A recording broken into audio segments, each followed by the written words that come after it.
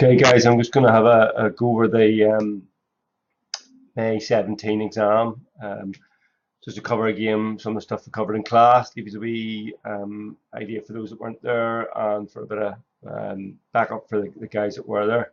So just to start off, in terms of the exam itself, it's 2 hours long. Okay, so you've also got 10 questions. And you're supposed to answer all the questions. Okay, so 2 hours in length, and you have to answer all questions, and there's 10 questions. Counted as sort of short answer questions. In terms of size of each question, people were asking how much to write. The questions are not all equal marks, so you do have to have a look to see what marks are real for each, but there's not a wide range. So per question, we're going from about, the lowest I think is about 8 marks and the highest is about 12. Some questions are also broken up into sections, so there might be a question made up of 3 parts with 3, for example, with 3 marks per part. Okay, but altogether, question will be worth between 8 and 12 marks as far as I remember off that the paper you're getting. As I say, you've got, oh sorry, I'll change that. One of the questions is worth 7 marks. So between 7 and 12 marks. In terms of how I would go about it, I would probably, first of all, spend the first 5 minutes or so having a quick look through all the questions, maybe write a few sort of 1-2 word notes or something at each question on the actual question paper if I wanted to try and remember something that I thought might have gone out of my head, and then start in. If you think about it, you've got about maybe 10 minutes or so per question. Again, you can plus or minus that depending on the amount of marks. So if you're sitting there and you're spent 15 minutes on a question, my advice probably is finish the question immediately, go on to the next one. What you don't want to spend is too much time on each question and then end up with no time at the end for the last 1 or 2. You'll get a lot more marks answering those last 2 questions that you might not get around to than you will spend an extra few minutes on a question, even if you're doing really well on it. Okay, it's much easier to gain the initial marks on a question than get it 100% right. So to get that last mark or so, it's probably more valuable to use that time for getting a chunk of marks on a different question. Okay, so make sure you answer them all as the top sort of tip.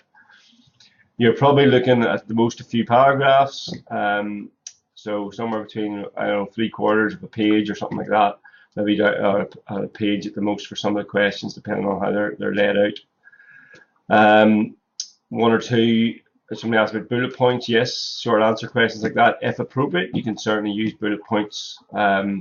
So sentences or whatever, bullet pointed sentences.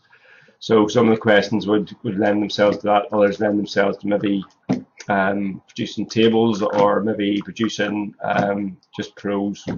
So it'll depend on the question. So just to go through, I've got Moodle up here on the screen as well for you. So at the end of the course here, we've got a bit on ergogenic age, one of the last things you'd look at, but I've also got exam revision.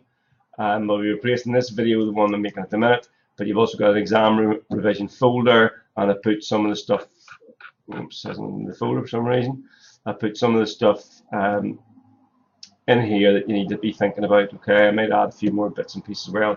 It's not everything, but at least it gives you a starting point of what you should be making sure you know. Okay, so one of the questions pretty much follows a lot of stuff we've done. So for instance, of a whole week there on energy systems, so we would usually have a question on the energy systems. You're not going to have you're not going to be able to write all about the energy system, so think along the lines of maybe something like comparing and contrasting, something like that. We have a comparison type table there. So there's a video there on that first week which actually gives a table of how to compare. So I would have a look at this comparison table and look at the difference between the 3 energy systems. So if you know that table, you can do quite a lot with the energy system. So if I look over that video again and particularly know that type of table, there's other versions we've given you in various modules. So go through that table. So for instance, there you've got the phosphate system, anaerobic, very rapid energy release. It's chemical energy. It's very limited in its ability to reproduce ATP. No waste products really with it. Short duration, not 10 seconds. High intensity up to max. Quick recovery, depending on how much time you spent, between 3 to 4 minutes. If we go on then the lactate system, you've got a similar thing down for that, and eventually you've got the oxygen system. So find that table, the PowerPoint with that, have a look over that, have a look at a few other tables you've got on this type of comparison, and that'll give you a good ground and be able to answer a question about the energy systems. Okay, but they're always a question on the energy systems. It's a whole week chunk of work there in the first week that you did on it, so there'll be more than likely a question on it. The exam paper does try to hit all the main stuff in the student nutrition module. Week 2 there, you were looking at carbohydrates, proteins, fats, and vitamins and minerals, so the macronutrients and the micronutrients. So again, there's a good chance that you'll be asked a question about these. So make sure that you know the functions are what they are. So what are carbohydrates, proteins, and fats? Make sure you can identify the macronutrients, what their functions are. So main functions. So again, if you go into the, for instance, our functions and structure of carbohydrate. And we go up there, we go, there's the main functions, so make sure you sort of know those sort of things. You'll not be asked any real equations or anything like that, so you would need to go to that extent, but do know at least the sort of what the carbohydrates are, organic compound, and the sort of main functions, same with protein and fats, okay, so that's all there. For vitamins and minerals, there's obviously an awful lot of them, so from that point of view, on this sort of if it was an overview sort of question, make sure you know the definition of what a vitamin and mineral is. Some of the main ones to be able to give examples and what the main functions overall of vitamins and minerals are in the body, and maybe some examples of where you would get, where you would sort of foodstuffs you would find them in. Also for the fats, proteins, and carbs, you'd say you probably should know the percentages from your assignment. So that first couple of tables, what the percentages for the normal person and the athlete, so the 50% carbs, 35% fat, 15% protein for the diet for a normal individual, going up to maybe 60% carbs, down to 25% fats, and staying about 15% protein for an athletic type diet. So know that type of thing as well. So there will be usually a question in each area, so that was a whole week spent on that, so make sure you know that one. Also, we looked at weight management here and government guidelines. So chances are there'll be questions again on that.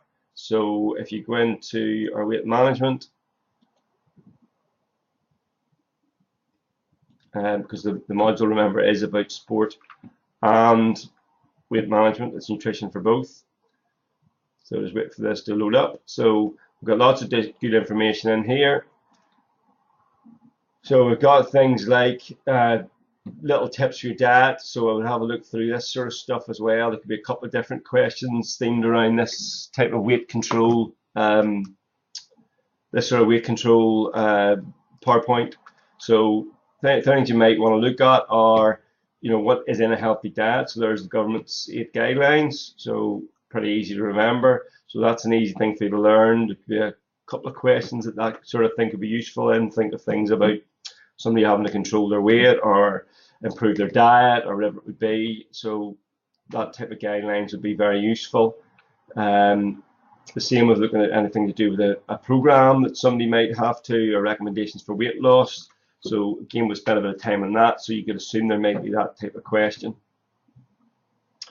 Okay, so some of the questions will be scenario based. So you will get a wee scenario, you maybe get some information about a person and be asked to make some sort of comment or analysis of that.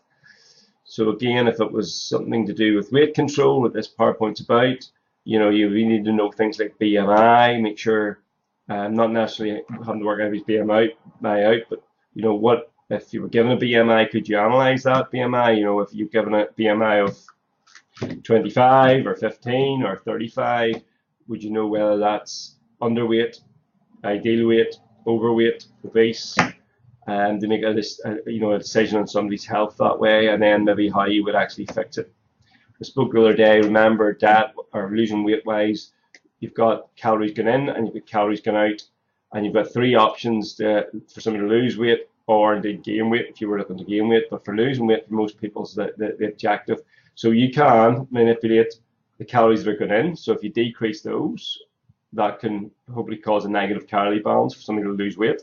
You can keep the amount of food the same and increase the amount of activity so that the scales balance the other way, and then you would have again a negative calorie balance where people will be eating less calories than they need and therefore losing weight.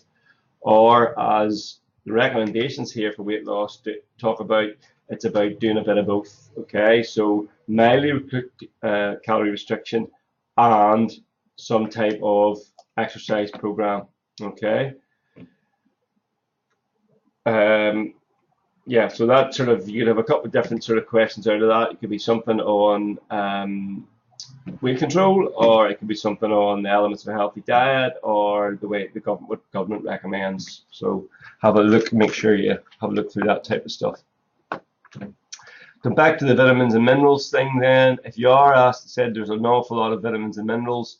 So if you are looking at vitamins and minerals, probably pick a couple that are seen as a biggies to do with sport or with health. You're not going to be able to learn about every single one. We're not doing a straight nutrition course. So think about the key ones, things like, say we talked about in class the other day, vitamin C. So there's some stuff on the different types of vitamins and minerals, what are they? So that would be for the sort of a general question. Then specific ones, think of things like vitamin C. We've got there a list of things that it's important for. So that'd be sort of a good thing to learn. So vitamin C was one of the biggies. Things like executive support because of things like absorption of non-heme iron, and also important for collagen synthesis for connective tissue. Think about keeping injury prevention, all the rest of it. So, and for the healing process and mopping up all those free radicals caused by exercise. And where would you get vitamin C, for instance, as well? So you need to maybe think about, what would the sources be, types of fruit, vegetable, whatever. In terms of minerals, then probably the key ones would be thinking about calcium. So I think that for in terms of bone health, but also for nerve impulse transmissions, control the muscle contraction, all important for us in terms of the sports side of things, and the health side of things in terms of bone density, good teeth, etc. So calcium is another one we need to think about and where we get that from. Lastly, we've got the electrolytes there. Again, that's got a connection to things like sports drinks, which we might be looking at. So sodium being probably the most important one there. So what's it important for? Regulating water content, electrolyte balance, absorb certain nutrients into the gut. So we need to think about that possibly for some stuff as well. So I'll have a look through those in particular. There's also another sheet there on vitamins and minerals that will give you even more information on specific ones. Again, lots of stuff on calorie balance. Think your whole assignment's based around that as well. So assume that you'll have some sort of question on looking at sort of weight control, which goes back to the earlier points there that I made.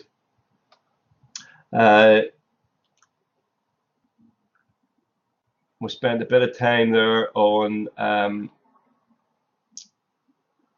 carbohydrate drinks, on sports drinks. So potentially a basic question on sports, some sort of sports drinks might come up. Make sure that you know how to look at a sports drink label, be able to tell what type of drink it is. So we looked at isotonic, we looked at hypertonic, we looked at hypotonic. So the hypotonic drink, sort of less than 2% carbohydrate. The isotonic drink usually talk about between 5 and 8%, and they but usually around about that 6% mark. And we've talked about the hypertonic drink, which is 10% concentration plus. So what are each one of those useful for in terms of before exercise, during exercise, after exercise?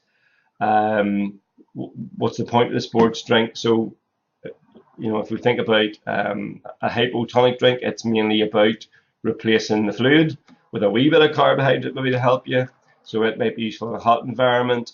It might be useful to hydrate before. It might be useful to hydrate after. But the main thing of the hypo drink is really down to the fluid. With a hyper drink, with 10% plus, that's really about getting carbohydrates into you. So useful maybe before for carbohydrate loading, while before exercise, try and get some carbohydrate into you. Useful after for replacing carbohydrate, but maybe not so useful during, because that will affect your things like your fluid getting into you, and also potentially cause stomach cramps because there's a lot more stuff in it. The isotonic drink then again is good for a bit of both fluid and carbohydrate, getting carbohydrate and energy into you. So people would use it as a way of replacing both the fluids and the carbs. That could be useful before, during, or after. So go in and have another look at that stuff. What's the 3 most important things in a drink? Well, usually we're talking about the replacement of the carbohydrates. So we'll identify the carbs to replace the energy you're losing. We'll identify the electrolyte, usually sodium, to replace the electrolyte you're losing in your sweat, and also encourage drinking, and also for water balance. Don't forget the other important one, which it's so obvious people forget about, which is the fluid, which is the third bit of the sports drink and the biggest bit of it, to actually help replace the water that you're losing and stop you dehydrating. So there's the 3 main sort of components on a basic sports drink. More advanced ones will have protein and stuff in them, but we only really covered the basic sort of sports drink type thing. And just a wee tip, if you're trying to work out whether it's a hypotonic, a hypertonic, or an isotonic, just remember the equation. But remember also that if you get a table or you're looking at a sports drink and it has a per 100 milliliters, which it usually will have, so it might have per serving, it might have per whatever, but it'll usually have per 100 milliliters there as well. Whatever the carbohydrate level is also the percentage concentration. So if the carbohydrate level per 100 milliliters is 7 grams, then the concentration level will be 7%, because effectively you're going to be dividing by the amount of stuff divided by the amount of fluid multiplied by 100. So if the amount of fluid is 100, all you're going to end up doing is dividing the 7 grams by 100 milliliters and then multiply it by 100 to get the percentage. So you can effectively get rid of all that, and just, if it's per 100 milliliters, whatever the grams are is the same as the percent. So you just take away the G and put a percentage sign in. If it was 10, it would be 10%. If it was 10.7, it would be 10 grams, it would be 10.7%. If it was 3.2 grams per 100 milliliters, it would be 3.2%. So remember that wee tip. There's usually some sort of, we did a wee bit on gender there as well, so I've got that in the exam revision bit. So the difference between, looking at gender, differences between genders in nutrition, and ages. So chances are you could get a combination question looking at a particular gender and age group and try to combine those 2 things together. Likelihood is a lot of things you see are for males and normal age groups. So think about maybe the female side of things and a younger female. What type of things might they be concerned about? Well, quite often, if you're an athlete, they're already concerned about eating too much. If it's a female, sometimes even more of a concern. So would they be maybe lacking in energy from not eating enough carbs, fats, or proteins? What implications would that have? Low energy, but also things like protein then can affect things like your immune system, etc. as well. So what type of problems might you incur? If you're restricting your diet, then there's a couple of things maybe females in particular have to be worried about, things like their iron intake in case they end up leading to anemia. You've also got calcium, because that could have a big effect on later life, so the whole osteoporosis problem. So if it was somebody, how would they improve on taking those things? We looked at timings of food intake. This is highly important for going from one day to the next, for training, for people who train every single day. You could take that to the next level and think about competition. So to make sure that you're optimal performance each day, if you're training every day or you're competing every day, what are we looking at? You look at the timings and you look at the content of the meal. So within 15 minutes to half an hour, you want something with some carbohydrate but a protein in it. within an hour to 2 hours, you want a major meal again to replace carbohydrate and protein for helping prevent or to repair the muscle or whatever it's been broken down. So what type of things should you be eating? What type of things should you not eating in that time period? Think about fluids as well, electrolyte balance. Is there a way of quickly getting stuff into you? Could you analyse whether somebody's been doing something good or bad? It said about something like even like a cheese sandwich or a bacon sandwich. You know, you might think that's negative because of the fat content, but actually you've got, remember, there's some positives there in terms of carbohydrate and proteins. So think about, you know, might look bad, but there might be some positives in there as well, and how you would improve somebody's diet for going between one day and the next and continually training day in, day out hard, or even worse, competing. And the key is that timing thing and also the amount. So think about your recovery sort of drinks now, looking at 4-to-1 ratio of carbohydrate to protein, something like that in you quickly, or something like a banana sandwiches, milk. A lot of protein drinks and carbohydrate protein drinks are based around milk. So things like milk can be good. People talk about chocolate milk, but it could be any type of flavored milk that adds a bit more carbohydrate into it, or even just milk itself. Fat content of the pre-exercise meal as well, so you're wanting to concentrate really on carbs and protein rather than fats. So have a look at those things. Why do we do it? Post-exercise, well, we want to replace the carbohydrates, we want to replace electrolytes lost in sweat, we want to replace fluids, and we want enough protein to help our rebuild damaged muscle. So think of all that sort of stuff. A lot of stuff we thought about to do with endurance sports. So again, the other big thing about endurance sports, if you're competition-wise, we've spent a bit of time on it there, is, and we can see it here in front of me, is carbohydrate loading. So all this carbohydrate stuff on before, during, and after, particularly maybe after, and also carbohydrate loading coming up to before is important. So think about Astran's classic approach to carbohydrate loading, 7 days before, all out, exhaustive exercise, 3 days of low carbohydrate, 3 days of high carbohydrate, and then your event. What's the problems with that? You've got, well, potential risk of injury 7 days before doing that type of exercise. 3 days then of not replacing carbohydrates. You've got, you might be feeling headachy, nausea, you'll be lethargic, you'll be down, you'll be craving carbohydrates. Low carbohydrate means low fiber, so you even have maybe a constipation. Then your 3 days of high carbohydrates, fiber content goes up, more chance of things like diarrhea then happening. So there's a whole list of, and the psychological sort of downer in that as well, of how that makes you feel over those days. So think about the bad things about that sort of classic approach, but also the good things, and you're super compensating, get lots of carbohydrates into you.